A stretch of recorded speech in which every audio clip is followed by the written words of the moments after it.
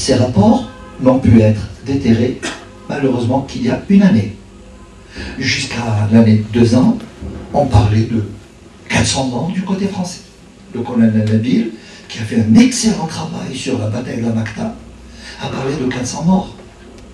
Les rapports militaires, qui sont d'une exactitude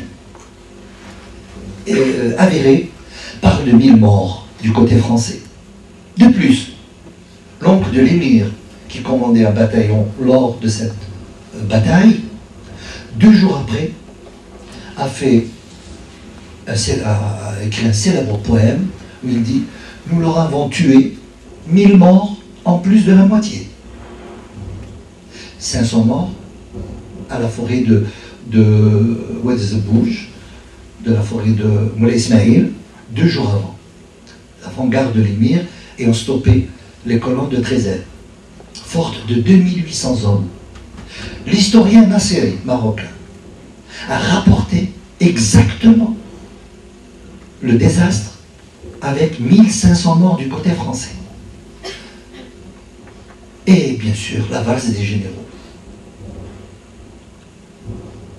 37 arrive, 1837, il fallait renégocier avec l'émir en position de force, ce que fera Bugeaud le 28 mai 1835 à la Tafna.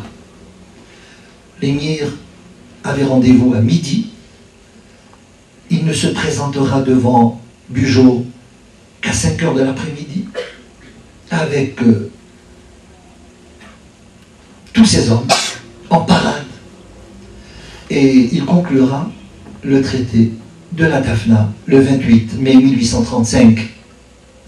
Mais l'émir dira à Bugeaud, je viens reprendre Tlemcen, qui est une place importante, parce qu'il y a le port de Razawet à côté.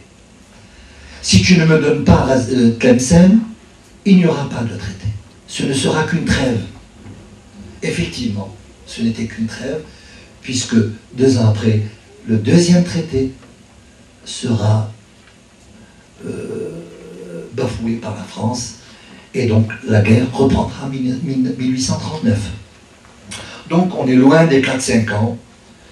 Arrive 1839, 40, 41, la France est désemparée avec cet homme, cet insaisissable.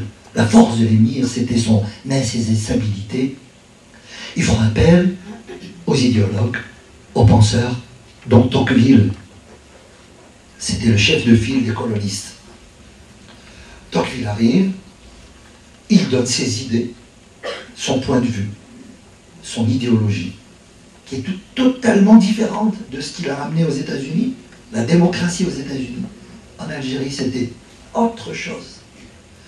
Les bureaux arabes, c'était lui. L'exode des Arabes en dehors des villes vers les hauts plateaux, c'était lui. La colonisation à outrance, c'était Tocqueville. Et donc, ils ont suivi, la France, les Français ont suivi les idées de Tocqueville. Ils ont commencé à faire des bureaux arabes, d'éloigner les populations, de déplacer tout le monde, de coloniser à outrance. 41, 1842, 43, 44, 45, 45, Montagnac. Montagnac et Sidi Ibrahim.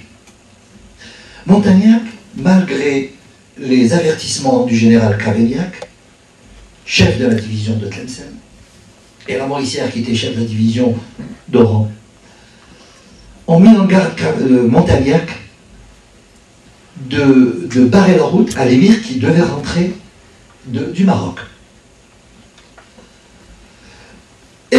Encore une autre erreur de Montagnac, après celle de Trézène, il se croyait fort, il prend 700 hommes, commandés par Fromencoste et par Dutertre, et ils essaient de couper la route à l'émir et son khalifa Bouhamidi. Mal leur en a pris, puisque l'émir connaissait très bien la région, très vallonnée. Il faut y aller pour voir cette région. C'était aussi un autre désastre français. Des 700 hommes de la colonne Montagnac, 14 ont pu rejoindre Razawet, 10 ont été éliminés par les femmes de la tribu des Oueledzili, qui lavaient leur linge sur la rivière. 4 seulement ont pu rentrer à Razawet sur 700. Donc un seul avait son fusil, le caporal Lavessière. 46, il fallait encore faire appel à l'idéologie, aux idéologues. Tocqueville, en premier. 1846, Tocqueville fait un deuxième séjour en Algérie. Et alors là, bien sûr, il fallait la guerre à outrance. Massacrer tout le monde, bêtes, femmes, hommes, enfants. Tout le monde devait passer. C'était le seul moyen de couper les aides pour les néo-dégradés. Et puis, l'émir, en 1847, se trouvait au Maroc.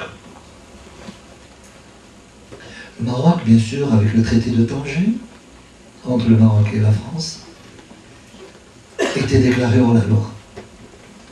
Le roi du Maroc enverra 5000 hommes contre l'émir pour le chasser du Maroc. Désastre du côté marocain. Deuxième envoi, 50 000 hommes. Alors là, l'émir s'est dit, notre ennemi, ce n'est pas le Maroc, mais c'est la France.